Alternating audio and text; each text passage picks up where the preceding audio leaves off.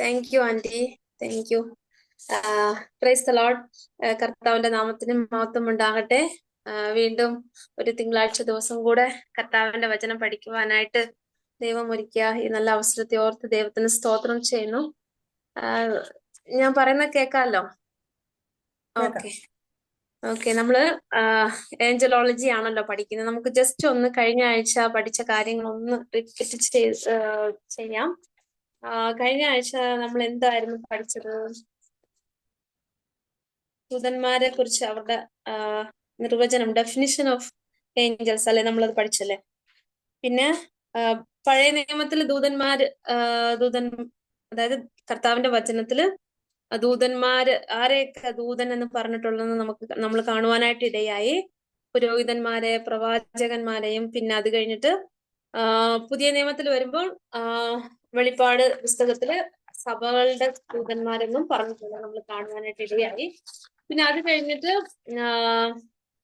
അവരുടെ നിലനിൽപ്പിന് ഉള്ള തെളിവ്, അവര് യഥാർത്ഥത്തിലുള്ളവരാണെന്നുള്ള തെളിവ് എന്തൊക്കെയാണെന്ന് നമ്മൾ പഠിക്കാനായിട്ട് ഇടയായി. എന്തൊക്കെയാണെന്നൊന്ന് പറഞ്ഞേ.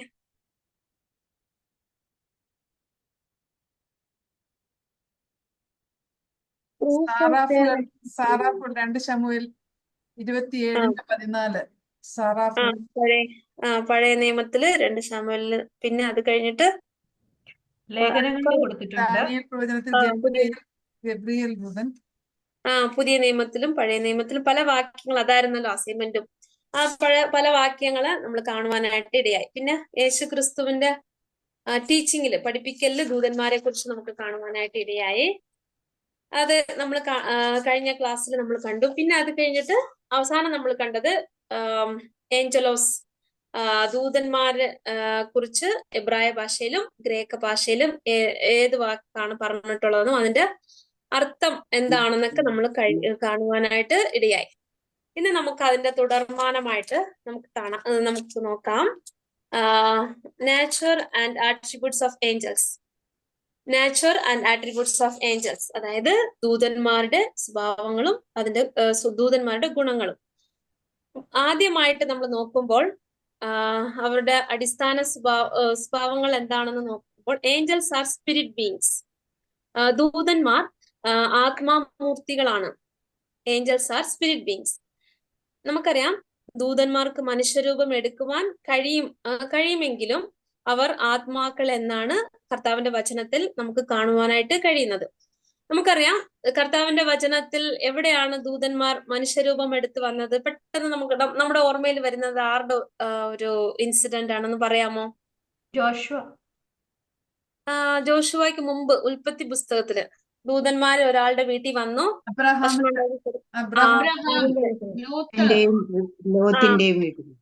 ഓക്കെ, അബ്രഹാമിന്റെ വീട്ടില്, ലോത്തിന്റെ വീട്ടിലും. അത് ഉൽപ്പത്തി പുസ്തകം 18-ാം അധ്യായം 3-ാമത്തെ വാക്യം. അപ്പം അവർക്ക് മനുഷ്യരൂപം എടുക്കുവാനായിട്ട് കഴിയും, പക്ഷെ അവര് ആത്മാമൂർത്തികൾ എന്ന് പറയുന്നത് എബ്രായ ലേഖനം 1-ാം അധ്യായം 14-ാമത്തെ വാക്യം. നമുക്ക് എല്ലാവർക്കും അറിയുന്ന ഒരു വാക്യം തന്നെയാണ് എബ്രായ ലേഖനം 1-ാം അധ്യായം 14-ാമത്തെ വാക്യം. Hebrews chapter 1 verse 14.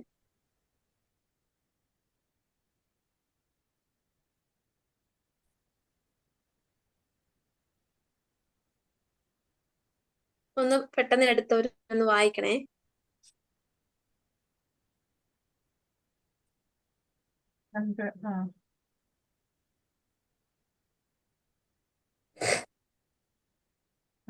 അവരൊക്കെയും രക്ഷ പ്രാപിപ്പാനുള്ളവരുടെ ശുശ്രൂഷയ്ക്ക് അയക്കപ്പെടുന്ന സേവകാത്മാക്കളല്ലയോ?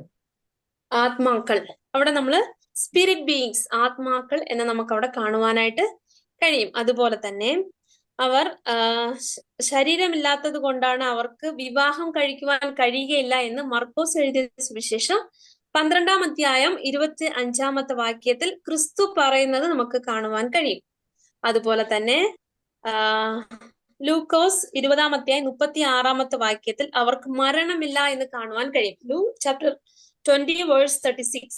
ലൂക്കോസ് എഴുതിയ സുവിശേഷം 20-36. Mark chapter 12 verse 25. മർക്കോസ് 12-ാം അധ്യായം 25-ാമത്തെ വാക്യത്തിലും ലൂക്കോസ് 20-ാം അധ്യായം 36-ാമത്തെ വാക്യത്തിലും അവർക്ക് മരണമില്ല എന്നും ക്രിസ്തു തന്റെ പഠിപ്പിക്കലിൽ പഠിപ്പിച്ച നമുക്ക് കാണുവാനായിട്ട് കഴിയും.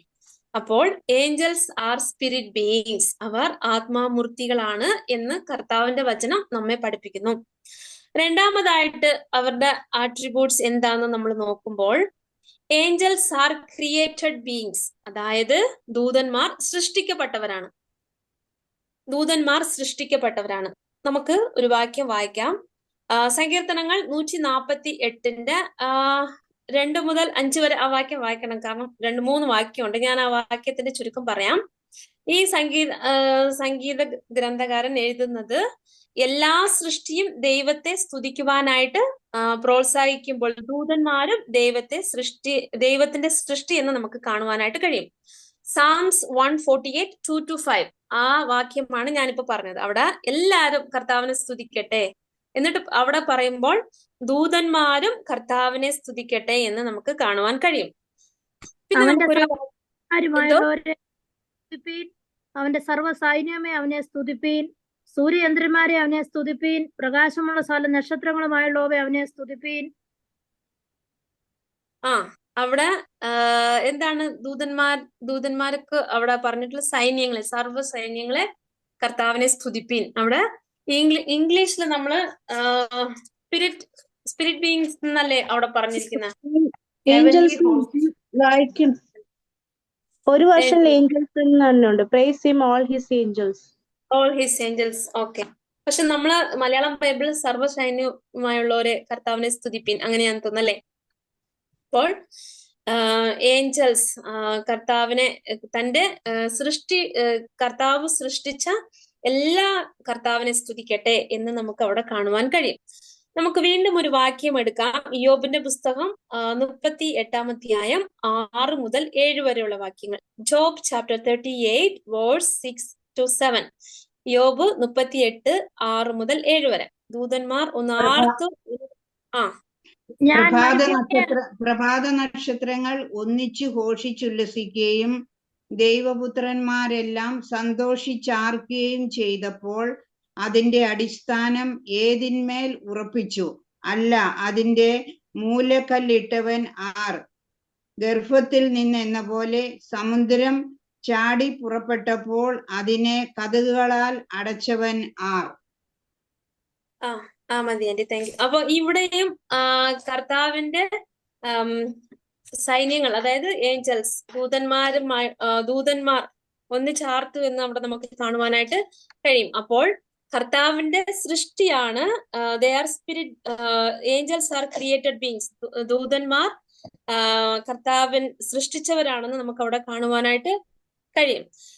അതുപോലെ തന്നെ അതിന്റെ തുടർമാനമായിട്ട് നമ്മൾ നോക്കുമ്പോൾ അടുത്ത ആട്രിബ്യൂട്ട്സ് അല്ലെങ്കിൽ നേച്ചർ എന്ന് നോക്കുമ്പോൾ ദൂതന്മാർ ഒരേ സമയം എണ്ണിലൊടുങ്ങാത്ത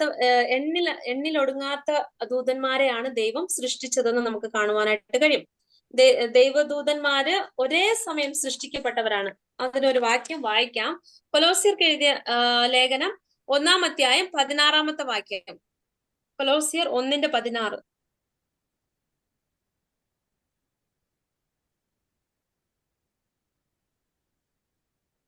സിംഹാസനങ്ങളാകട്ടെ, കർത്തൃത്വങ്ങളാകട്ടെ, വാഴ്ചകളാകട്ടെ, അധികാരങ്ങളാകട്ടെ, സകലവും അവൻ മുഖാന്തരം സൃഷ്ടിക്കപ്പെട്ടു. അവൻ മുഖാന്തരവും അവനാലും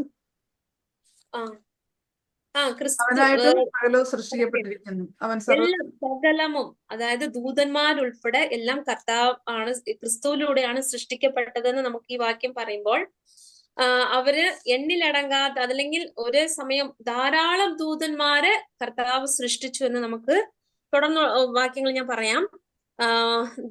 മത്തായി 22:30, മാത്യു ചാപ്റ്റർ 22 വേഴ്സ് 30.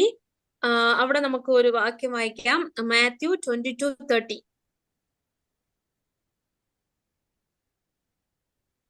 പുനരുത്ഥാനത്തിൽ അവർ വിവാഹം കഴിക്കുന്നില്ല, വിവാഹത്തിന് കൊടുക്കപ്പെടുന്നുമില്ല, സ്വർഗത്തിലെ ദൂതന്മാരെ പോലെ എത്രയാവുന്നു. യേശുക്രിസ്തു പറയുന്നതാണ്, സ്വർഗത്തിലെ ദൂതന്മാർക്ക് വിവാഹം കഴിക്കുവാൻ സാധിക്കുകയില്ല, അവർ വിവാഹത്തിന് കൊടുക്കുക അങ്ങനൊന്നും ചെയ്യത്തില്ല. ഒരേ സമയം കോടാനുകോടി ദൂതന്മാരെ, എണ്ണിലടങ്ങാത്ത ദൂതന്മാരെ കർത്താവ് സൃഷ്ടിച്ചു. തുടർന്ന് 2 വാക്യം കൂടെ നമുക്ക് വായിക്കാം. എബ്രായ ലേഖനം 12-ാം അധ്യായം 22. അവരുടെ സൃഷ്ടി അസംഖ്യമാണ്. എബ്രായർ 12:22. Hebrews chapter 12 verse 22. ഒരാള് റെവലേഷൻ 5:12 കൂടെ എടുക്കണേ.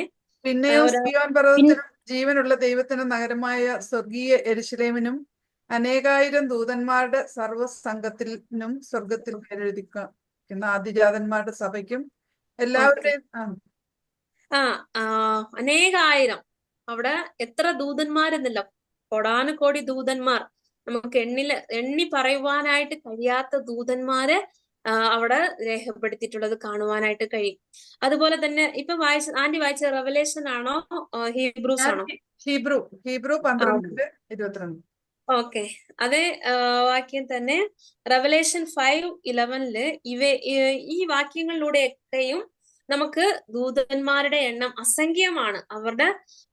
അവര് ഒത്തിരി പേരാണ് ദൈവം ഒരേ സമയം സൃഷ്ടിച്ചതെന്ന് മനസ്സിലാക്കുവാനായിട്ട് കഴിയും. ദൈവം ഒരു പ്രാവശ്യമാണ് സൃഷ്ടിച്ചത്. അങ്ങനെ സൃഷ്ടിക്കുമ്പോൾ കോടാനുകോടി ദൂതന്മാരെ കർത്താവ് സൃഷ്ടിച്ചു. ഇപ്പൊ നമ്മൾ മനുഷ്യരുടെ സൃഷ്ടിയെ കുറിച്ച് നമ്മൾ നോക്കുമ്പോൾ ആദ്യമേ തന്നെ ആദമിനെ ഹവ്വയും ദൈവം സൃഷ്ടിച്ചു. അതുപോലെ തന്നെ നമ്മള് ദൂതന്മാരുടെ കാര്യം വരുമ്പോൾ അവർ വന്നിട്ട് കുഞ്ഞുങ്ങൾ ഉണ്ടാക്കുന്നില്ല, അവര് ജനിപ്പിക്കുന്നില്ല, അവർക്ക് വിവാഹമില്ല.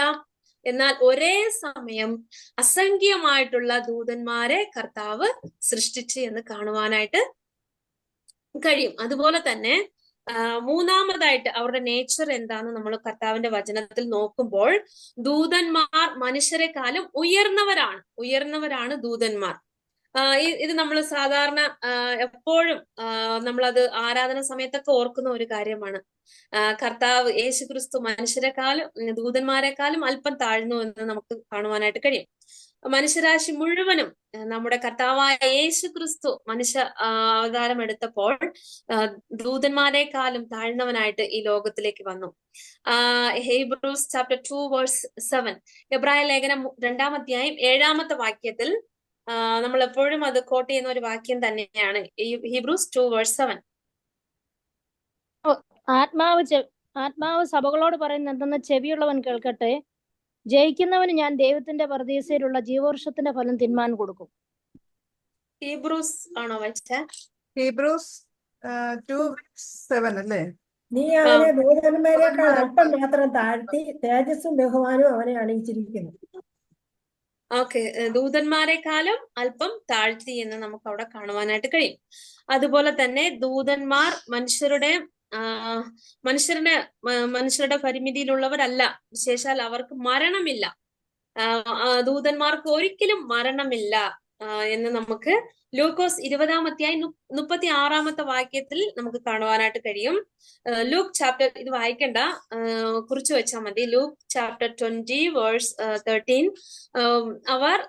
അവർക്ക് മരണമില്ല. അതുപോലെ തന്നെ ബുദ്ധിയിലും ദൂതന്മാർ മനുഷ്യരിലും ഉയർന്നവരാണ്. ബുദ്ധിയിലും മനുഷ്യരിലും ഉയർന്നവരാണ് ദൂതന്മാർ.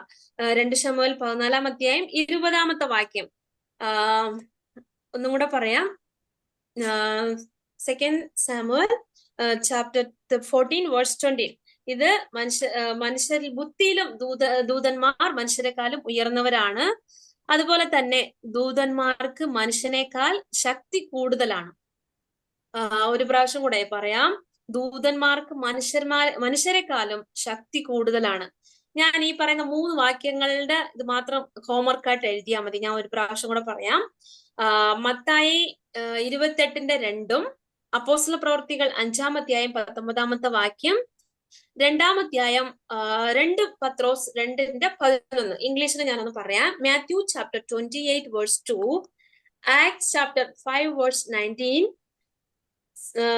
2 പീറ്റർ ചാപ്റ്റർ 2 വേഴ്സ് 11. ഈ വാക്യങ്ങളില് ദൂതന്മാർക്ക് മനുഷ്യനേക്കാളും ശക്തി കൂടുതലാണ് എന്ന് നമുക്ക് കാണുവാൻ കഴിയും. അപ്പോൾ ഈ വാക്യം വായിച്ചിട്ട് അവിടെ എന്താണ് ദൂതന്മാരെക്കാളും ശക്തി കൂടുതലെന്ന് മാത്രം എഴുതിയാൽ മതി. കാരണം ഈ വാക്യം ഒന്ന് വായിക്കാൻ വേണ്ടിയിട്ടാണ്. നമുക്ക് എല്ലാ വാക്യവും ഇവിടെ വായിക്കാനായിട്ട് പറ്റത്തില്ലല്ലോ. അപ്പോൾ 2 പീറ്റർ ചാപ്റ്റർ 2 വേഴ്സ് 11, 2 പത്രോസ് 2-ാം അധ്യായം 11-ാമത്തെ വാക്യം. ദൂതന്മാർ മനുഷ്യരെക്കാളും ഉയർന്നവരാണ്. അവർ നമ്മുടെ കർത്താവായിരിക്കുന്ന യേശുക്രിസ്തു ഈ ഭൂലോകത്തിൽ വന്നപ്പോൾ ദൂതന്മാരെക്കാളും കുറച്ച് താഴ്ന്നവനായിട്ടാണ് ഈ ലോകത്തിലേക്ക് മനുഷ്യരൂപം എടുത്ത് വന്നത്. അതുപോലെ തന്നെ അവർക്ക് മരണമില്ല, ദൂതന്മാർക്ക് മരണമില്ല, പക്ഷെ മനുഷ്യർക്ക് മരണമുണ്ട്.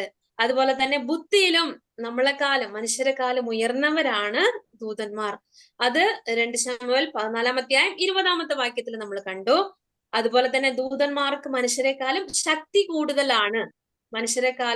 കൂടുതലാണ് ദൂതന്മാർ. അങ്ങനെ അതിൽ 3 വാക്യങ്ങൾ പറഞ്ഞു. Matthew chapter 28:2, acts 5:19, 2 Peter chapter 2:11. അപ്പോൾ എന്തോ അസൈൻമെന്റ് ആണോ? ആ ആന്റിക്ക് അസൈൻമെന്റ് പറഞ്ഞപ്പോൾ ആന്റി ഞങ്ങൾ കാണുന്നത്. അപ്പോൾ ഈ വാക്യം വായിച്ചിട്ട് അതില് ദൂതന്മാരെ കുറിച്ച് എന്താ പറഞ്ഞിട്ടുള്ളത് മാത്രം എഴുതിയാൽ മതി. കാരണം നമ്മൾ ഇതിപ്പോ വായിക്കാനായിട്ട് സമയമില്ലല്ലോ, അതുകൊണ്ടാണ്. അപ്പോൾ nature and attributes of angels, ദൂതന്മാരുടെ സ്വഭാവവും ഗുണങ്ങളും എന്താണെന്ന് നമ്മൾ കണ്ടു. ആദ്യം ഏഞ്ചൽസ് ആർ സ്പിരിറ്റ് ബീയിങ്സ്, അവർ ആത്മമൂർത്തികളാണ് എന്ന് നമ്മൾ കണ്ടു. രണ്ടാമതായിട്ട് ഏഞ്ചൽസ് ആർ ക്രിയേറ്റഡ് ബീയിങ്സ്, ദൂതന്മാർ സൃഷ്ടിക്കപ്പെട്ടവരാണ്. അതുപോലെ തന്നെ ദൂതന്മാർ ഒരേ സമയം അസംഖ്യമായവരാണ്. അതായത് എണ്ണിലടങ്ങാത്ത ദൂതന്മാരെ ഒരേ സമയം കർത്താവ് സൃഷ്ടിച്ചു എന്ന് നമുക്ക് കാണുവാനായിട്ട് കഴിയും. അടുത്തതായിട്ട് നമ്മള് ദൂതന്മാർ മനുഷ്യരെക്കാളും ഉയർന്നവരാണെന്ന് കണ്ടു. എന്തെങ്കിലും സംശയം ഉണ്ടോ? കഴിഞ്ഞ ആഴ്ച മോള് ചോദിച്ചായിരുന്നു ജെനസിസ് ചാപ്റ്റർ 6 അതിന്റെ വ്യൂസ്. ആക്ച്വലി ഓഡിയോ മെസ്സേജ് ഇട്ടപ്പം അത് സ്കിപ്പ് ചെയ്തായിരുന്നു. എന്നാൽ നമ്മൾ ഏഞ്ചലോളജിയിൽ അതിന്റെ വ്യൂസ് പഠിക്കും. എന്റെ വ്യൂസ് പറയത്തില്ല. പക്ഷെ നമ്മള് അഡ്മിനോട് ഞാൻ ചോദിച്ചായിരുന്നു പറയാമോന്ന്. അത് അവരുടെ പെർമിഷനിലൂടെ നമ്മൾ തുടർന്നുള്ള ക്ലാസ്സിൽ എപ്പോഴേലും ആ ഹെഡിങ്ങിന്റെ താഴെ പഠിക്കുന്നതായിരിക്കും. ഇപ്പൊ പെട്ടെന്ന് എനിക്ക് ഓർമ്മ വന്ന കാരണം the Angel of the Lord എന്ന് പറഞ്ഞിട്ടുള്ള ആ ജെനസിസ് ചാപ്റ്റർ 6 അത് നമ്മള് ഒത്തിരി ചർച്ചയ്ക്കുള്ള ഒരു പാസേജ് ആയതുകൊണ്ട് നമ്മുടെ സ്കോളേഴ്സ്, ബൈബിൾ സ്കോളേഴ്സ് വന്നിട്ട് പല വ്യൂസ് പറഞ്ഞിട്ടുണ്ട്. ആ വ്യൂസ് മാത്രം നമ്മൾ പഠിക്കുന്നതായിരിക്കും. കാരണം നമ്മള് സഹോദരിമാര് മാത്രം ആയതുകൊണ്ട് നമുക്കത് പഠിക്കുവാനായിട്ട് സാധിക്കും. അത് ജസ്റ്റ് ഒന്ന് ഓർമ്മ വന്നപ്പോ ഞാൻ പറഞ്ഞതേ ഉള്ളൂ. ഓക്കെ, അപ്പം ഈ nature and attributes of angels എല്ലാവർക്കും മനസ്സിലായെന്ന് വിചാരിക്കുന്നു. എന്തെങ്കിലും സംശയം ഉണ്ടെങ്കിൽ ചോദിക്കാം. പിന്നെ നമ്മൾ കഴിഞ്ഞ ആഴ്ച പഠിച്ചതിൽ എന്തെങ്കിലും സംശയം ഉണ്ടെങ്കിൽ ഇപ്പൊ ചോദിക്കാം. ഇപ്പോഴല്ല, ക്ലാസ് കഴിയുമ്പോൾ ചോദിച്ചാൽ മതി കേട്ടോ. പിന്നെ അത് കഴിഞ്ഞിട്ട് നമ്മൾ പഠിക്കാൻ പോകുന്ന ഈ വാക്യങ്ങളൊക്കെ വായിക്കുമ്പോൾ എന്തെങ്കിലും സംശയം ഉണ്ടെങ്കിൽ ചോദിക്കണേ. ഓക്കെ, അപ്പൊ എനിക്കും പഠിക്കാൻ പറ്റുമല്ലോ. നമ്മൾ അടുത്ത ടോപ്പിക്കിലോട്ട് പോമേ.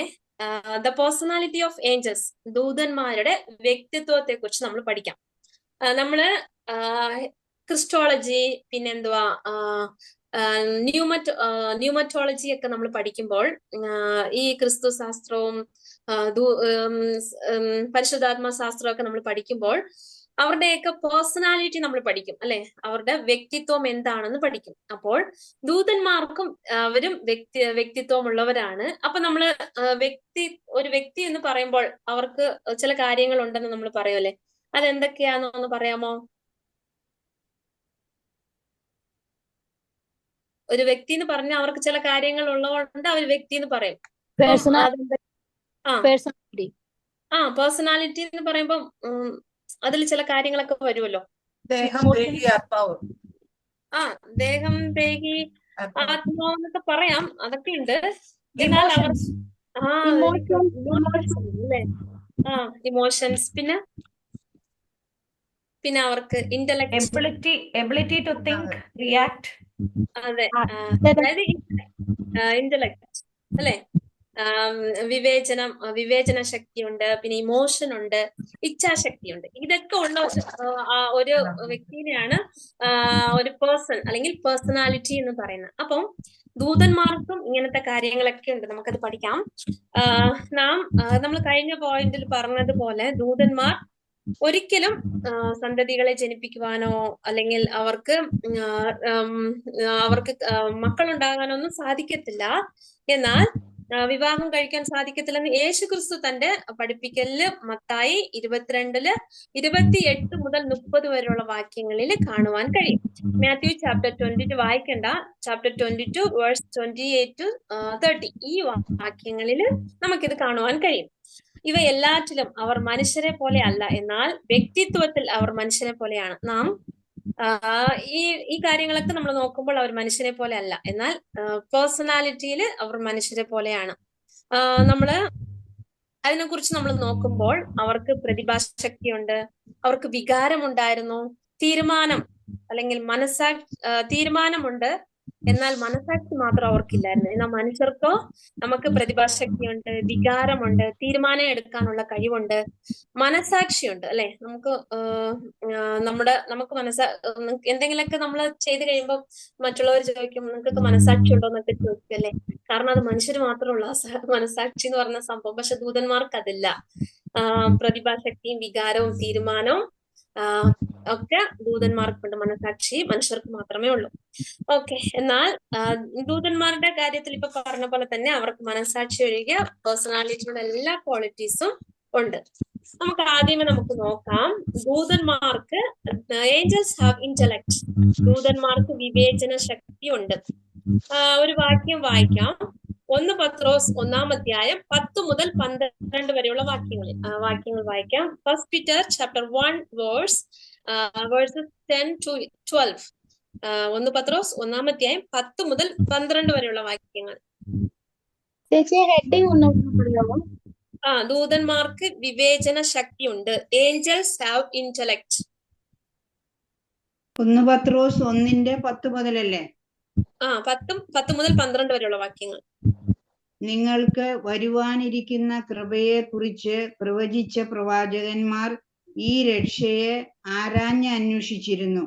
അവരിലുള്ള ക്രിസ്തുവിൽ ആത്മാവ് ക്രിസ്തുവിന് വരേണ്ട കഷ്ടങ്ങളെയും പിൻവരുന്ന മഹിമയെയും മുൻകൂട്ടി സാക്ഷീകരിച്ചപ്പോൾ സൂചിപ്പിച്ച സമയം ഏതോ എങ്ങനെയുള്ളതോ എന്ന് പ്രവാചകന്മാർ ആരാഞ്ഞു നോക്കി.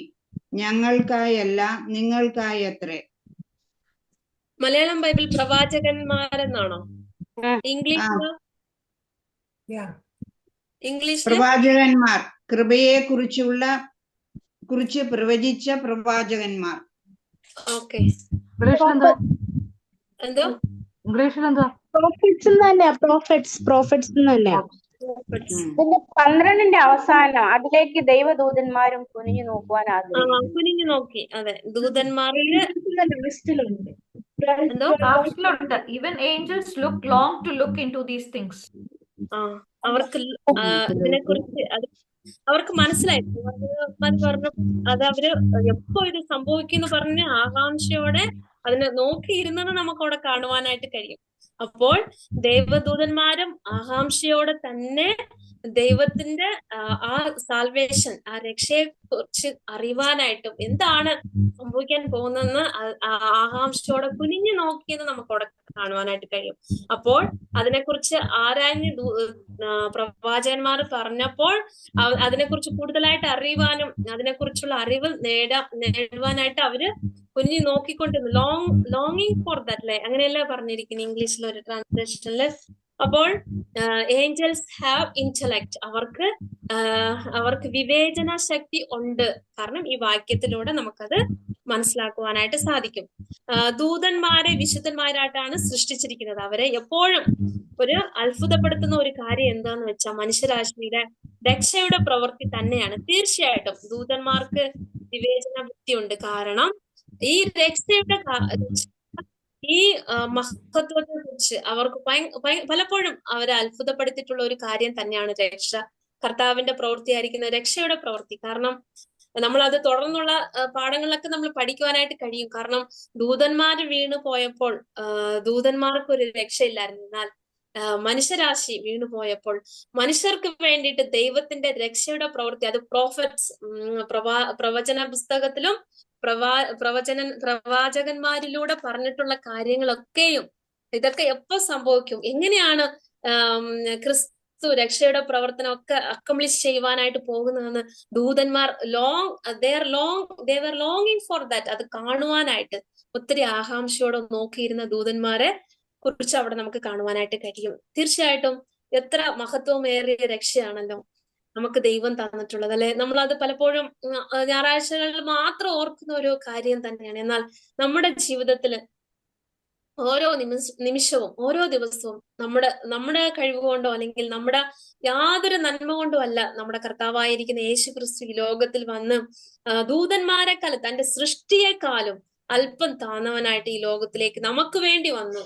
നമ്മളൊക്കെയും ലോകസ്ഥാപനത്തിന് മുമ്പേ കർത്താവ് കണ്ടതുകൊണ്ട് തന്റെ സൃഷ്ടിയായിരിക്കുന്ന ദൂതന്മാരെക്കാളും താഴ്ന്നവനായിട്ട് ഈ ലോകത്തിലേക്ക് വന്ന് മരിച്ച് ഉയർത്തെഴുന്നേറ്റ് ആ വലിയ രക്ഷ, ദ ഗ്ലോറിയസ് സാൽവേഷൻ കർത്താവ് നമുക്ക് വേണ്ടി തന്നു. ഇത് തീർച്ചയായിട്ടും നമ്മൾ ഓരോ ദിവസവും അതിനെക്കുറിച്ച് ഓർത്ത് കർത്താവിന് എത്രമാത്രം സ്തോത്രം ചെയ്യേണ്ടവരാണ്. എല്ലാ ദിവസവും നമ്മൾ അതിനു വേണ്ടിയിട്ട് ജീവിക്കേണ്ടവരുമാണ്. ദൂതന്മാർക്ക് പോലും അത്ഭുതം തോന്നിയിട്ടുള്ള ഒരു കാര്യം തന്നെയാണ് നമ്മുടെ രക്ഷ. എന്നാൽ നമ്മൾ അത് അത്ഭുതപ്പെടുത്തിയിട്ടുണ്ടോ കർത്താവിന്റെ രക്ഷ? കർത്താവ് നമുക്ക് തന്നിട്ടുള്ള രക്ഷ നമുക്ക് അപ്രകാരം ജീവിക്കാൻ ദൈവം നമുക്ക് കൃപ തരട്ടെ. ഇവിടെ ദൂതന്മാർക്ക് ഇന്റലക്ട് അല്ലെങ്കിൽ അവർക്ക് വിവേചന ശക്തി ഉണ്ടായിരുന്നു എന്ന് ഈ വാക്യത്തിൽ നമ്മൾ കണ്ടു. അടുത്തതായിട്ട് ദൂതന്മാർ വികാരമുള്ളവരാണ്. They have emotion. ദൂതന്മാർക്ക് വികാരം ഉണ്ടായിരുന്നു. നമുക്കൊരു വാക്യം വായിക്കാം. ഇയ്യോബിന്റെ പുസ്തകം 38-ാം അധ്യായം 6-ാമത്തെ വാക്യം. Job chapter 30:6. പ്രഭാത നക്ഷത്രങ്ങൾ ഒന്നിച്ച് ഘോഷിച്ചുല്ലസിക്കുകയും ദൈവപുത്രന്മാരെല്ലാം സന്തോഷിച്ചാർക്കുകയും ചെയ്തപ്പോൾ. മനുഷ്യൻ ഉണ്ടാകുന്നതിന് മുൻപേ തന്നെ ദൈവം ദൂതന്മാരെ സൃഷ്ടിച്ചു. ദൈവപുത്രന്മാർ ഉല്ലസിക്കുന്നത് ദൂതന്മാരുടെ ദൈവം ഒരു മനുഷ്യനായിട്ട് അവതരിച്ചപ്പോൾ പുൽത്തൊട്ടിയിൽ യേശു ക്രിസ്തു കിടന്ന സമയത്ത് ദൂതന്മാർ ഒരുമിച്ച് ഉല്ലസിച്ച് ആഘോഷിക്കുന്ന നമുക്ക് ലൂക്കോസ് 2-ാമത്തെ അധ്യായം 14-ാമത്തെ വാക്യത്തിലും കാണുവാനായിട്ട് കഴിയും. അവിടെ ദൈവം മനുഷ്യനെ സൃഷ്ടിച്ചപ്പോൾ ദൂതന്മാർ ഒരുമിച്ച് ഉല്ലസിച്ച് ആർത്ത് വിളിച്ചെന്ന് നമുക്ക് ആ വാക്യത്തില് കാണുവാൻ കഴിഞ്ഞു. അതിനെ തുടർന്ന് ക്രിസ്തു അല്ലെങ്കിൽ രക്ഷകൻ ഈ ലോകത്തിൽ വന്നപ്പോൾ ദൂതന്മാർ ഒരുമിച്ച് അത്യുന്നതങ്ങളിൽ ദൈവത്തിന് മഹത്വം, ഭൂമിയിൽ ദൈവപ്രസാദമുള്ള മനുഷ്യർക്ക് സമാധാനം എന്ന് ലൂക്കോസ് 2-ാം അധ്യായം 14-ാം വാക്യത്തിലും കാണുവാനായിട്ട് കഴിയും. മനുഷ്യരെ സൃഷ്ടിച്ചപ്പോൾ ദൂതന്മാർ ആർപ്പ് വിളിച്ചു.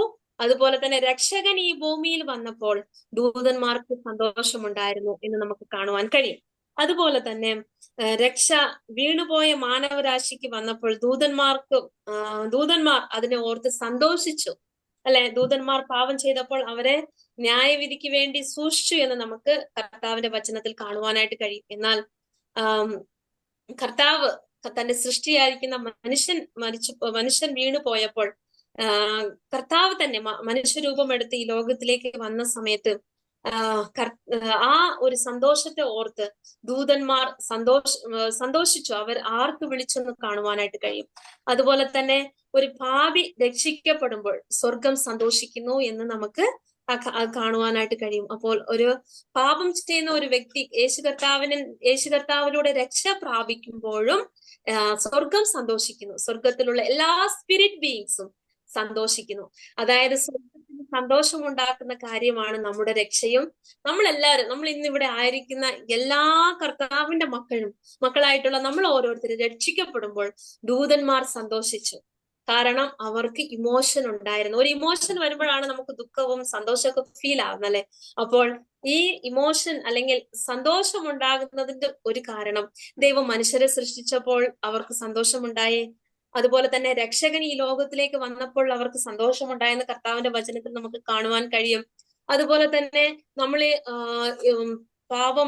പാപികളായിരിക്കുന്ന നമ്മൾ നരകത്തിലോട്ട് പോകാതെ നമ്മൾ രക്ഷിക്കപ്പെടുമ്പോൾ നമ്മൾ ഓരോരുത്തരും രക്ഷിക്കപ്പെടുന്ന ആ സമയം സ്വർഗം സന്തോഷിക്കുന്ന ഒരു സമയമായിത്തീരുന്നു. കാരണം നമ്മളെല്ലാവരും രക്ഷിക്കപ്പെടുമ്പോൾ ദൂതന്മാർ സന്തോഷപ്പെടുന്നു. അപ്പോൾ ഇന്നിവിടെ ആയിരിക്കുന്ന നമ്മളെല്ലാവരും ദൂതന്മാരെ സന്തോഷിപ്പിച്ചിട്ടുള്ളവരാണ്. കാരണം യേശു ക്രിസ്തുവിലൂടെ നാം രക്ഷിക്കപ്പെട്ടവരാണ്. കർത്താവിന്റെ രക്തത്തിലൂടെ നാം രക്ഷിക്കപ്പെട്ട അവന്റെ മക്കളും അവന്റെ പ്രിയ മക്കളുമായി ഇന്ന് കർത്താവിന്റെ വചനം പഠിക്കുമ്പോൾ, ദൂതന്മാരെ കുറിച്ച് പഠിക്കുമ്പോൾ ദൂതന്മാർ സന്തോഷപ്പെടുവാനായിട്ടുള്ള ഒരു കാരണം ഞാനും ഇവിടെ ആയിരിക്കുന്ന എല്ലാ ആന്റിമാരും സഹോദരിമാരും എല്ലാവരും അമ്മച്ചിമാരും എല്ലാവരും നമ്മളെല്ലാവരും കർത്താവിനെ സന്തോഷിപ്പിക്കുന്നവരാണ്. കർത്താവിനെയും ദൂതന്മാരെ സന്തോഷിപ്പിച്ചിട്ടുള്ളവരാണ്. അതുകൊണ്ടാണ് നമ്മൾ ഇന്നിവിടെ ആയിരിക്കുന്നത്. അതിനെ ഓർത്ത് നാം കർത്താവിനെ സ്തുതിക്കാം. അപ്പൊ നമ്മൾ ഈ കാര്യങ്ങളൊക്കെ പഠിച്ചു കഴിയുമ്പോൾ ദൂതന്മാര് നമുക്ക് ഒത്തിരി ക്ലോസ് ഫ്രണ്ട്സ് ആയിരിക്കും അല്ലെ, കാരണം നമ്മൾ അവരെയൊക്കെ സന്തോഷിപ്പിച്ചിട്ടുണ്ടല്ലേ. അപ്പോൾ ഇവിടെ ദൂതന്മാർ വികാരമുള്ളവരാണ്. They have emotion. അത് ആദ്യം നമ്മൾ കണ്ടു. ദൂതന്മാർ അവർക്ക് വിവേചന ശക്തിയുണ്ട്, അവർക്ക് ഇമോഷൻ ഉണ്ട്. അത് കഴിഞ്ഞിട്ട് നമുക്ക് ഒരു കാര്യം കൂടെ അവരുടെ പേഴ്സണാലിറ്റിയിൽ നോക്കുമ്പോൾ ദൂതന്മാർക്ക് തീരുമാനം എടുക്കുവാനായിട്ട് സാധിക്കും. ഇച്ഛാശക്തി. Angels have will. ദൂതന്മാർ തീരുമാനമുള്ളവരാണ്, അല്ലെങ്കിൽ ഇച്ഛാശക്തി ഉള്ളവരാണ്. Angels have will. നമുക്കൊരു വാക്യം വായിക്കാം. 1 തിമോത്തിയോസ് 4-ാം അധ്യായം 1-ാമത്തെ വാക്യം.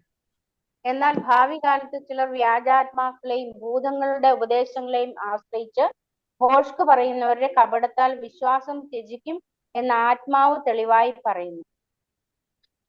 1 തിമോത്തി ചാപ്റ്റർ 4:1 അല്ലേ ആന്റി വായിച്ച? ഓക്കെ. അവിടെ വീണുപോയ ദൂതന്മാരെ കുറിച്ച് പറഞ്ഞിട്ടുണ്ട്. ഭൂതങ്ങളാ? വീണുപോയ ദൂതന്മാർ, ഡോക്ട്രിൻ ഓഫ് ഡെവിൾ. അതായത് ദൂതന്മാർ, ഇംഗ്ലീഷിൽ ഒന്ന് വായിക്കാം ആ വാക്യം. 1 Timothy chapter 4:1. Now the Spirit expressly says that in latter times some will depart from the faith, giving heed to deceiving spirits and doctrines of demons. Okay. അവിടെ ഡിസീവിങ് സ്പിരിറ്റ്സ്, അതുപോലെ തന്നെ ഡോക്ട്രിൻ ഓഫ് ഡെവിൾസ് എന്ന് കാണുവാനായിട്ട് കഴിയും. എന്നാൽ മലയാളത്തിൽ ആ വാക്ക് ഇല്ലെന്ന് തോന്നല്ലേ. മലയാളത്തില് വിശ്വാസം ത്യജിക്കുകയും എന്ന് ആത്മാവ് തെളിവായി പറയുന്നു. അവസാനം ഫോസ്ക് പറയുന്നവരുടെ കപടത്താൽ വിശ്വാസം ത്യജിക്കുകയും. പക്ഷെ ഇംഗ്ലീഷിൽ ഇച്ചിരി കൂടെ ക്ലിയർ ആയിട്ട് പറഞ്ഞിട്ടുണ്ട്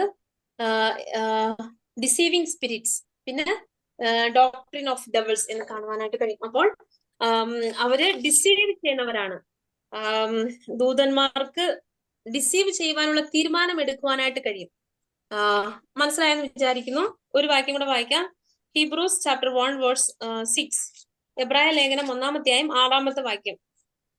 ആദിജാതനെ പിന്നെയും ഭൂതലത്തിലേക്ക് പ്രവേശിപ്പിക്കുമ്പോൾ ദൈവത്തിന്റെ സകല ദൂതന്മാരും അവനെ നമസ്കരിക്കണം എന്ന് താൻ അരുളി ചെയ്യുന്നു. ദൈവത്തിന്റെ സകല ദൂതന്മാരും അവനെ നമസ്കരിക്കണം എന്ന് അവിടെ കാണുവാനായിട്ട് കഴിയും.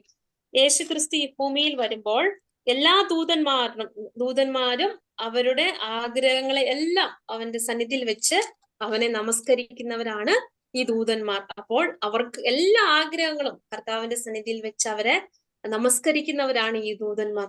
ദൂതന്മാരെ കുറിച്ച് നമ്മൾ കൂടുതലായിട്ട് പഠിക്കുമ്പോൾ അവർ എത്ര മാത്രമാണ് ദൈവത്തെ ആരാധിക്കുന്നവരും ഫുള്ളായിട്ട് അവരുടെ ആഗ്രഹങ്ങളും എല്ലാം കർത്താവിന്റെ സന്നിധിയിൽ സമർപ്പിച്ച് ആരാധിക്കുന്നവരാണ് ദൂതന്മാർ. അപ്പോൾ ഈ ദൂതന്മാരുടെ കാര്യങ്ങളൊക്കെ നമ്മൾ പഠിക്കുമ്പോൾ നമ്മൾ കർത്താവിനോട് കൂടുതലായിട്ട് അടുക്കാനുള്ള ഒരു സാഹചര്യം നമ്മുടെ ജീവിതത്തിലും ഉണ്ടാകണം. കാരണം അവരുടെ ഇമോഷൻസ് കർത്താവിന്റെ മറ്റുള്ളവർ കർത്താവിന്റെ മക്കളായി തീരുമ്പോൾ അവർ സന്തോഷിക്കുന്നവരും, അപ്പോൾ കർത്താവിന്റെ ഹിതം ഈ ലോകത്തിൽ നടക്കുമ്പോൾ നമ്മൾ സന്തോഷിക്കുന്നവരായി തീരണം. അതുപോലെ തന്നെ അവർ വന്നിട്ട് അവരുടെ ആഗ്രഹങ്ങളൊക്കെയും കർത്താവിന്റെ സന്നിധിയിൽ സമർപ്പിച്ച് കർത്താവിനെ ആരാധിക്കുന്നവരാണ് ഈ ദൂതന്മാർ. എന്നാൽ നാം നമ്മുടെ ആഗ്രഹങ്ങളൊക്കെ കർത്താവിന്റെ സന്നിധിയിൽ വെച്ചിട്ടാണ് നമ്മൾ ആരാധിക്കുന്നത്. ഒന്ന് നമുക്ക് ചിന്തിച്ചു നോക്കാം. നമ്മൾ ആരാധിക്കുന്നവരാണ്, എന്നാൽ നമ്മുടെ ഇഷ്ടത്തിന് നമ്മൾ ആരാധിക്കുന്നവരാണ് പലപ്പോഴും. എന്നാൽ നമ്മുടെ ആഗ്രഹങ്ങളും നമ്മളെ തന്നെ കർത്താവിന്റെ സന്നിധിയിൽ നമ്മൾ സമർപ്പിച്ച് ആരാധിക്കുന്നവരായി തീരണം. ദൂതന്മാരെ പോലെ മുഴുവനായിട്ട് നമുക്ക് ആരാധിക്കാൻ കഴിയില്ല, കാരണം അവര് പാപമില്ലാത്ത ദൂതന്മാരാണ്. എന്നാൽ നമുക്ക് പാപം നമ്മുടെ ഹൃദയത്തിലുണ്ട്, പാപം നിറഞ്ഞ ലോകത്തിൽ നമ്മൾ ജീവിക്കുന്നവരാണ്. എന്നാലും നമ്മുടെ ജീവിതത്തിൽ കർത്താവിന് വേണ്ടിയിട്ട് നമ്മുടെ ആഗ്രഹങ്ങളും എല്ലാം വെച്ചിട്ട് ആരാധിക്കുന്ന ഒരു ദൈവമക്കളായി തീരണം. അത് ദൈവം ആഗ്രഹിക്കുന്ന കാര്യമാണ്.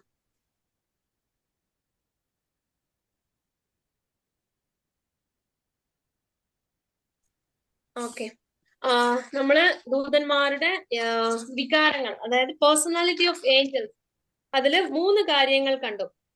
ദൂതന്മാർക്ക് വിവേചന ശക്തി ഉണ്ട്. Angels have intellect. ദൂതന്മാർ വികാരമുള്ളവരാണ്. They have emotion.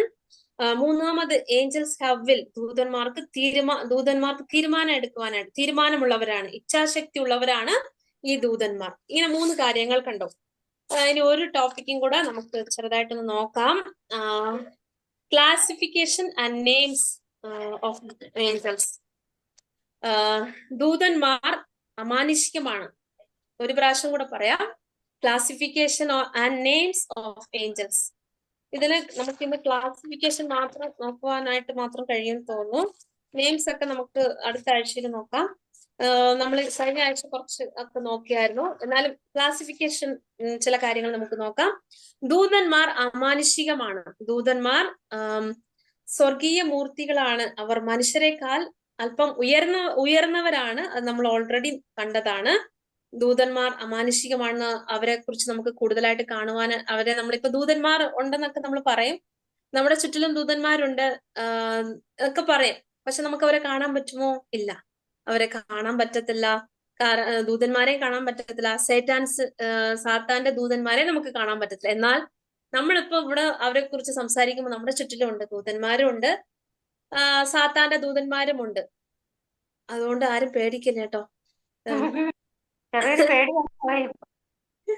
അയ്യോ, എന്റെ ചുറ്റില് സാത്താന്റെ ദൂതന്മാരൊക്കെ ഉണ്ടല്ലോ. പക്ഷെ അതിനേക്കാളും നമ്മളിലുള്ളവൻ ശക്തിയുള്ള കർത്താവാണ്. ഈ ലോകത്തിലുള്ളവനേക്കാളും സർവശക്തനാണ് നമ്മളിലുള്ള കർത്താവ്. അതെ, അപ്പൊ നമ്മൾ പേടിക്കേണ്ട ആവശ്യമൊന്നുമില്ല. നമ്മുടെ ചുറ്റിലും ദൂതന്മാരുണ്ട്. പക്ഷെ സാത്താന്റെ ദൂതന്മാരും ഉണ്ടെന്ന് പറയുമ്പോൾ പലപ്പോഴും പലരും പറയുന്നത് കേട്ടിട്ടുണ്ട്, രാത്രിയൊക്കെ ഒറ്റയ്ക്കിരിക്കാൻ പേടിയാ. ഇവിടെ ഒറ്റയ്ക്കിരിക്കുന്ന ആന്റിമാരും അമ്മച്ചിമാരൊക്കെ കാണും. പക്ഷെ പേടിക്കില്ല, കാരണം നമ്മളുടെ കൂടെ എപ്പോഴും കർത്താവിന്റെ ദൂതന്മാർ, നല്ല ദൂതന്മാർ. അപ്പം നമ്മൾ പേടിക്കേണ്ട ആവശ്യമേ ഇല്ല. ഭയപ്പെടേണ്ട, ഞാൻ എപ്പോഴും നിങ്ങളോട് കൂടെ ഉണ്ട് എന്ന് കർത്താവ് നമുക്ക് പറഞ്ഞിട്ടുണ്ട്. അപ്പൊ ഒന്നിനെ കുറിച്ച് നമ്മൾ വിചാരപ്പെടുക, ഭയപ്പെടുക ഒന്നും ചെയ്യേണ്ട. കർത്താവ് നമ്മോട് കൂടെ ഉണ്ട്. അപ്പോൾ അവർ അമാനുഷികമാണ്. നമ്മുടെ ഈ കണ്ണുകൾ കൊണ്ട് നമുക്ക് കാണുവാനായിട്ട് കഴിയില്ല. നമ്മൾ ഓൾറെഡി പറഞ്ഞ വാക്യമാണ്. സങ്കീർത്തനങ്ങൾ 148 2 മുതൽ 5 വരെയുള്ള വാക്യങ്ങളിലും കൊലോസിയർ 1:16 വാക്യത്തിലും അതിനെക്കുറിച്ച് കർത്താവ് വന്നിട്ട് അവരെ സൃഷ്ടിച്ചവരാണ്, അവർ അമാനുഷികമാണ്, അവര് സ്വർഗത്തിലെ സൈന്യങ്ങളാണ് എന്നൊക്കെ നമുക്ക് അവിടെ കാണുവാനായിട്ട് കഴിയും. അതുപോലെ തന്നെ ദൂതന്മാർ വിശുദ്ധിയോടെ സൃഷ്ടിക്കപ്പെട്ടവരാണ്. ഉൽപ്പത്തി പുസ്തകം 1-ാം അധ്യായം 31-ാമത്തെ വാക്യത്തിൽ, ജെനസിസ് ചാപ്റ്റർ 1:31, ആദാം പാപം ചെയ്യുന്നതിന് മുമ്പേ നമുക്ക് ആ വാക്യം വായിക്കാം. ഉൽപ്പത്തി 1:31.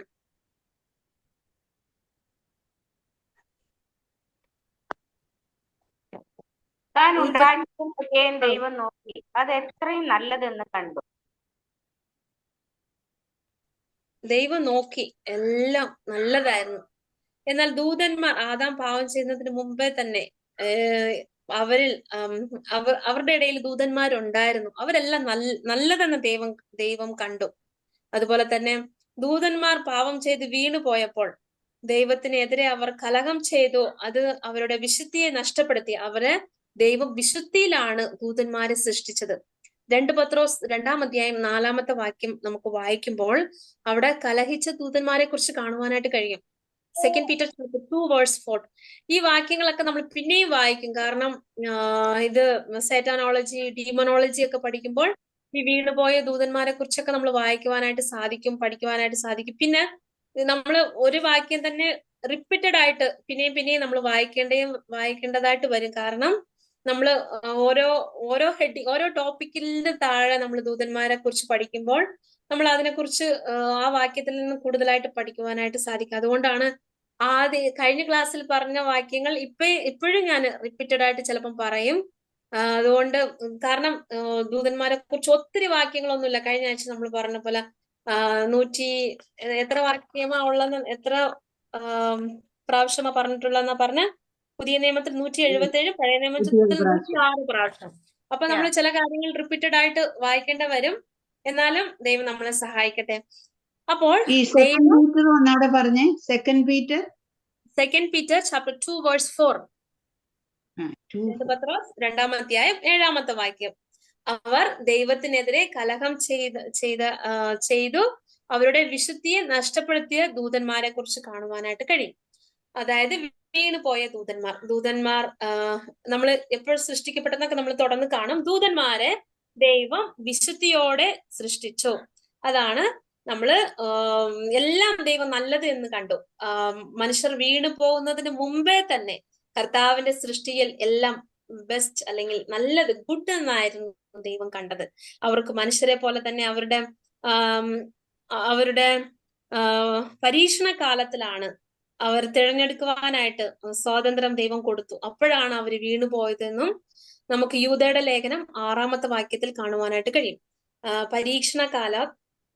പരീക്ഷണ കാലത്തിലാണ് അവർ വീണു പോയത്. എന്നാൽ ഇപ്പോൾ അവർക്ക് വീണു പോകുവാനായിട്ട് സാധിക്കുകയില്ല. മനസ്സിലായെന്ന് വിചാരിക്കുന്നു. മനുഷ്യർ പാപം ചെയ്യുമ്പോൾ, ആദാമിനെയും ഹവ്വയെയും ദൈവം സൃഷ്ടിച്ച് ഏദൻ തോട്ടത്തിലാക്കിയപ്പോൾ പരീക്ഷണ കാലം അവർക്ക് തിരഞ്ഞെടുക്കുവാനായിട്ട് ദൈവം നിയമിച്ചിട്ടുള്ള ആ സമയം വീണു പോയവരാണ് മനുഷ്യർ. അതുപോലെ തന്നെ ദൂതന്മാരെ ദൈവം സൃഷ്ടിച്ചിട്ട് ദൂതന്മാർക്കും പരീക്ഷണ കാലം ഉണ്ടായിരുന്നു. അപ്പോഴാണ് വീണു പോയവർ. അവരെ ദൈവം വിശുദ്ധിയോടെയാണ് സൃഷ്ടിച്ചത്. എന്നാൽ അവരുടെ വിശുദ്ധിയെ അവർ നഷ്ടപ്പെടുത്തി കർത്താവിന്റെ സന്നിധിയിൽ നിന്ന് വീണു പോയ പല ദൂതന്മാരെ കുറിച്ച് യൂദയുടെ ലേഖനം 6-ാമത്തെ വാക്യത്തിലൊക്കെ നമുക്ക് കാണുവാനായിട്ട് കഴിയും. വേഴ്സ് 6 ആ വാക്യത്തിലും നമുക്ക് കാണുവാനായിട്ട് കഴിയും. ഈ വാക്യങ്ങൾ നമ്മളിപ്പോ വായിക്കാതെ നമ്മൾ പിന്നീട് ഇതിനെക്കുറിച്ച് കൂടുതലായിട്ട് സൈറ്റനോളജിയിൽ പഠിക്കും. അതുകൊണ്ടാണ്. അപ്പോൾ ഈ ദേവദൂതന്മാരെ ദൈവം വിശുദ്ധിയോടെ സൃഷ്ടിച്ചു.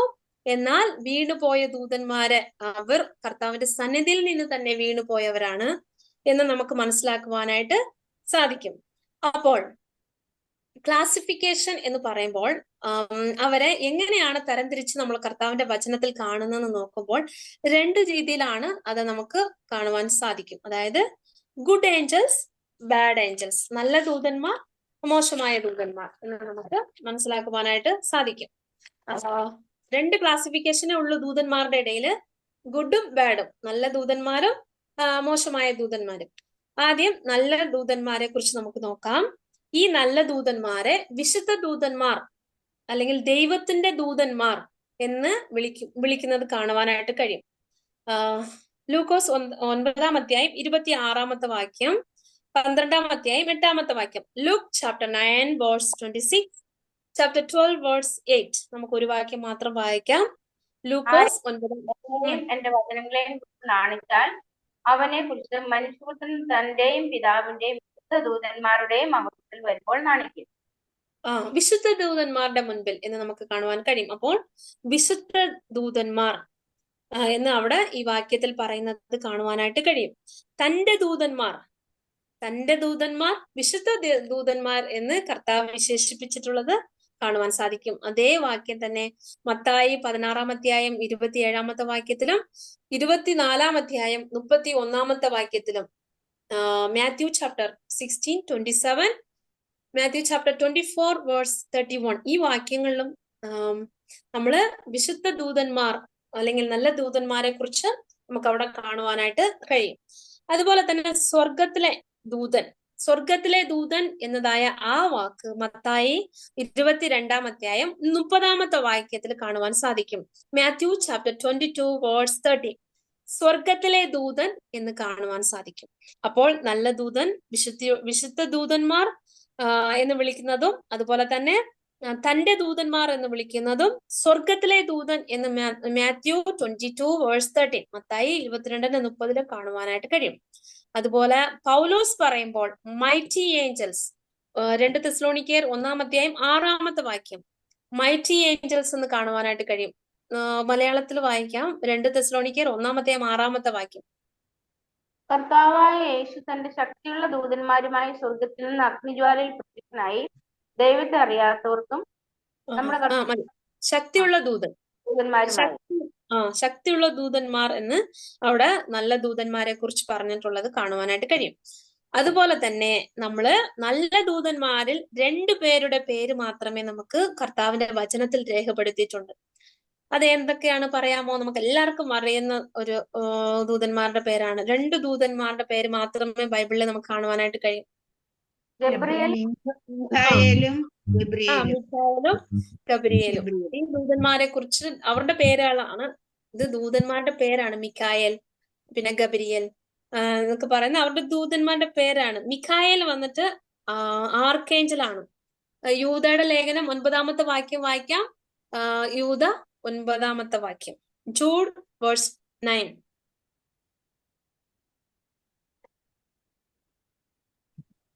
പിന്നെ പ്രധാന ദൂതനായ മിഖായേൽ മോശയുടെ ശരീരത്തെ കുറിച്ച് പിശാചിനോട് കൽപ്പിച്ചു. പ്രധാന ദൂതനായ മിഖായേൽ എന്ന് കാണുവാൻ സാധിക്കും. അതുപോലെ തന്നെ ദാനിയേലിന്റെ പുസ്തകം 10-ാം അധ്യായം 13-ാമത്തെ വാക്യത്തിൽ ചീഫ് പ്രിൻസ്, ദാനിയേൽ 10:13 ആ വാക്യത്തിൽ കാണുവാനായിട്ട് കഴിയും. One of the chief princess എന്നെ കുറിച്ച് കാണുവാൻ കഴിയും. ദാനിയേൽ 10-ാം അധ്യായം 13-ാമത്തെ വാക്യം. പാർസ് രാജ്യത്തിന്റെ പ്രഭു 21 ദിവസം, അതാണോ? എങ്കിലും പ്രധാന പ്രഭുക്കന്മാർ ഒരുത്തനായ മീഖായേൽ എന്നെ സഹായിപ്പാൻ വന്നു. മിഖായേലിന്റെ മുമ്പ് എന്താ പറഞ്ഞിട്ടുള്ള? തന്റെ പ്രഭുക്കന്മാരിൽ ഒരാളായ, അങ്ങനെയല്ലേ പറഞ്ഞിട്ടുള്ളത്? പ്രധാന പ്രഭുക്കന്മാരിൽ. അതെ, പ്രധാന പ്രഭുക്കന്മാരിൽ ഒരാളായ മിഖായേൽ. അപ്പോൾ ഇവർ രണ്ടുപേര് മാത്രമല്ല ദൂതന്മാർ, അവരില് രണ്ടുപേരുടെ പേര് മാത്രമേ വചനത്തിൽ പറഞ്ഞിട്ടുള്ളൂ. നല്ല ദൂതന്റെ രണ്ടുപേരുടെ പേര് മാത്രമേ പറഞ്ഞിട്ടുള്ളൂ. അപ്പോൾ പ്രധാന പ്രഭുക്കന്മാരിൽ ഒരാളായ മിഖായേൽ എന്ന് നമുക്ക് കാണുവാനായിട്ട് കഴിയും. അപ്പോൾ അവരിൽ ഒത്തിരി പേരുണ്ട്, അതിൽ ഒരാളുടെ പേര് അവിടെ നമുക്ക് കാണുവാനായിട്ട് കഴിയും. അപ്പോൾ ഗുഡ് ഏഞ്ചൽസ്, നല്ല ദൂതന്മാരെ കുറിച്ച് അവിടെ യേശുക്രിസ്തു പറയുമ്പോൾ ഇപ്രകാരം പറഞ്ഞു: തന്റെ ദൂതൻ, ദൈവത്തിന്റെ വിശുദ്ധിയുടെ ദൂതൻ, അതുപോലെ തന്നെ മൈറ്റി ഏഞ്ചൽ, ശക്തിയുള്ള ദൂതൻ, അതുപോലെ തന്നെ നമുക്ക് ആർക്കേഞ്ചൽ, പ്രധാന ദൂതൻ, അതുപോലെ തന്നെ പ്രഭുക്കന്മാരിൽ ഒരാളായ മിഖായേൽ എന്നൊക്കെ നമുക്ക് അവിടെ കാണുവാൻ കഴിയും. അപ്പോൾ നല്ല ദൂതന്മാരെ കുറിച്ച് ഈ വാക്യങ്ങളിലൊക്കെയും നമുക്ക് കാണുവാനായിട്ട് കഴിയും. അപ്പോൾ അടുത്ത ക്ലാസിഫിക്കേഷൻ, ആദ്യം ക്ലാസിഫിക്കേഷനെ കുറിച്ച് നമ്മൾ നോക്കുമ്പോൾ രണ്ടായിട്ടാണ് തരംതിരിച്ചിട്ടുള്ളത്. ഒന്ന് നല്ല ദൂതന്മാർ, പിന്നെ മോശമായ ദൂതന്മാർ, ബാഡ് ഏഞ്ചൽസ്. സാത്താനും അവന്റെ ദൂതന്മാരുമാണ് ഈ മോശമായ ദൂതൻ എന്ന പട്ടികയിൽ വരുന്നത്. അവർ ഈ അവിശ്വാസത്തെ പുലർത്തുന്ന ദൈവത്തിനെ എതിർക്കുന്നവരുമാണ്. പാപം ചെയ്തപ്പോൾ നല്ല ദൂതന്മാരിൽ നിന്ന് തള്ളപ്പെട്ടവരാണ് ഈ മോശമായ ദൂതന്മാർ. ഒരു വാക്യം വായിക്കാം. വെളിപ്പാട് 12-ാം അധ്യായം 7-ാമത്തെ വാക്യം. Revelation chapter 12 verse 7. പിന്നെ സ്വർഗത്തിൽ യുദ്ധമുണ്ടായി. മീഖായേലും അവന്റെ ദൂതന്മാരും മഹാസർപ്പത്തോട് പടവെട്ടി. തന്റെ ദൂതന്മാരുമായി മഹാസർപ്പവും പടവെട്ടി ജയിച്ചില്ലതാനും. ഇവിടെ മഹാസർപ്പം എന്ന് പറഞ്ഞ സാത്താന്റെ പ്രവൃത്തിയെ കുറിച്ചാണ് കാണുവാനായിട്ട് കഴിയുന്നത്. അതുപോലെ തന്നെ മത്തായി 25-ാം അധ്യായം 41-ാമത്തെ വാക്യത്തിലും മാത്യു ചാപ്റ്റർ 25 വേഴ്സ് 41 സാത്താനും അവന്റെ ദൂതന്മാർക്ക് വേണ്ടി ഒരുക്കി വെച്ചിട്ടുള്ള സ്ഥലത്തെ കുറിച്ച് ക്രിസ്തു പറയുന്നത്. Matthew chapter 25 verse 41.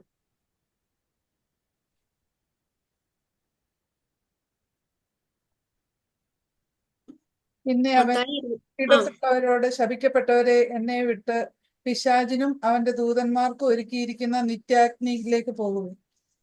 പിശാചും അവന്റെ ദൂതന്മാർക്കും വേണ്ടി ഒരുക്കിയിട്ടുള്ള നിത്യ അഗ്നിയിലേക്ക് പോകുവീൻ എന്ന് പറയുന്നത് നമുക്ക് അവിടെ കാണുവാനായിട്ട് കഴിയും.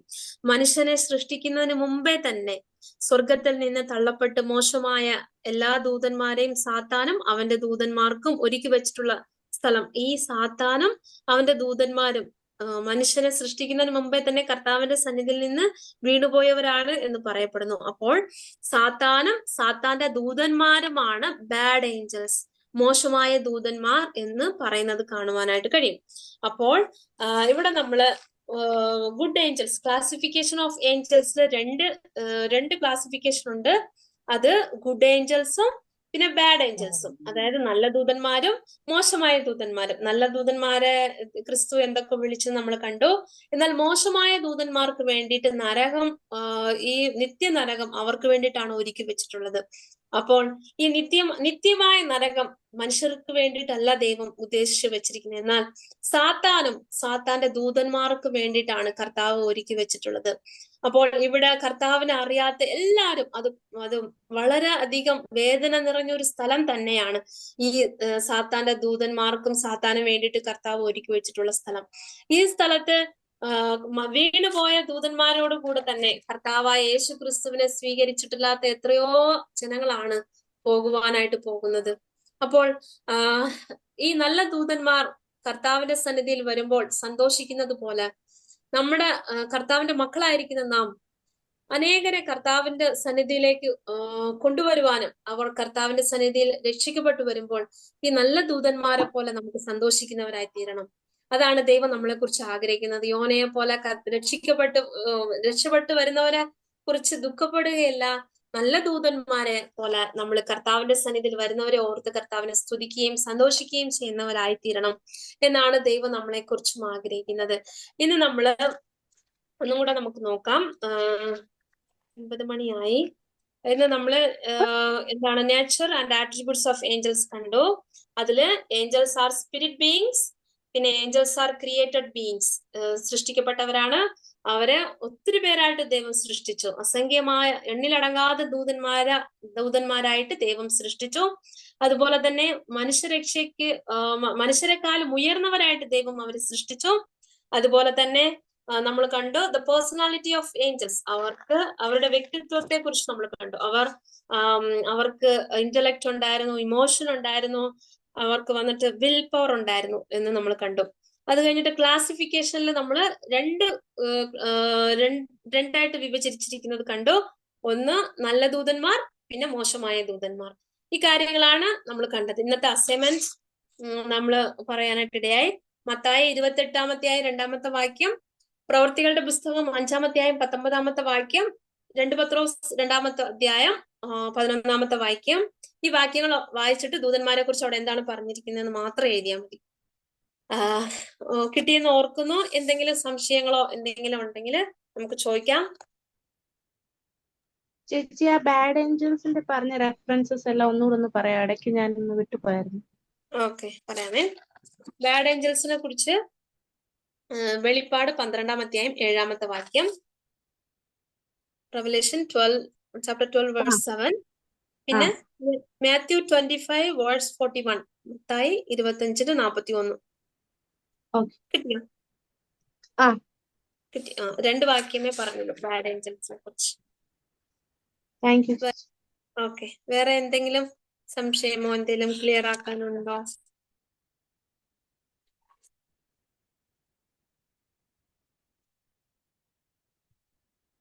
ഇല്ലെന്ന് വിചാരിക്കുന്നു. എന്തെങ്കിലും റിപ്പീറ്റ് ചെയ്യണമെങ്കിലും പറയണേ, മനസ്സിലായില്ലേലും പറയണേ. എല്ലാവർക്കും എല്ലാം മനസ്സിലായെന്ന് വിചാരിക്കുന്നു. നമ്മൾ തുടർന്നും അടുത്ത ആഴ്ചയിലും ഇവരുടെ ഡിവിഷൻസ് ആണ് നമ്മൾ പഠിക്കാനായിട്ട് പോകുന്നത്. അവരുടെ പേരുകളും ഒക്കെ നമ്മൾ പഠിക്കാനായിട്ട് പോകുന്നുണ്ട്. തുടർന്നും നമ്മൾ പ്രാർത്ഥനയിൽ അന്യോന്യം ഓർക്കുകയും ചെയ്യാം. ഇത്ര സമയം ഇത്ര ക്ഷമയോടെ ഇരുന്ന് വചനം കേട്ട എല്ലാ പ്രിയ ആന്റിമാരോടും സഹോദരിമാരോടുള്ള നന്ദി അറിയിക്കുന്നു. തുടർന്നും കർത്താവിന്റെ നാമം മഹത്വപ്പെടുമാറാകട്ടെ. Thank you. Thank you Sunitha. നമ്മളെ ഇത്രയും ഏകദേശം 1 മണിക്കൂറോളം